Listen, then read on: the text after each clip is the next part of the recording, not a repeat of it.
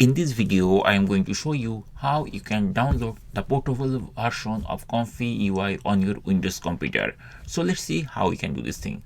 At first, we need to come to this website comfy.org, and from here we have to click the download link. So once you click the download link, then you'll find this type of page. From here we have to come to this section, install from GitHub. Just click over there and it will bring the GitHub page. Now what you need to do, on the right side you'll see this is the latest version, but I'm not going to access from there. Rather, I'm going to download or scroll from the below section. If you scroll, you find a section, it is called Get Started, and then local desktop application Windows portable package. We just need to click this version to start downloading, and then we can install it from there. Just click here and then it will bring like this, Windows portable, direct link to download. I'm going to click here and very shortly it will start downloading. I'm going to save it inside this downloads folder. Once I click save, it will start saving over there. Once it is saved, then we have to access that folder. So I'm going to access the downloads folder.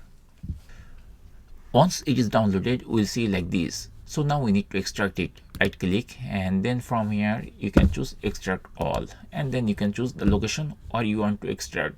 I'm fine with this download location, so I'm going to click this extract, and very shortly it will start extracting on that location. And here it is showing how much space it is required. Generally it is almost 3.68 gigabyte. So we have to wait till it finished extraction all the files. Once that extraction is done, then we can find this type of folder. We just need to access that folder, and here we see ComfyUI Windows Portable. We just need to double click over there, and here we see all the details.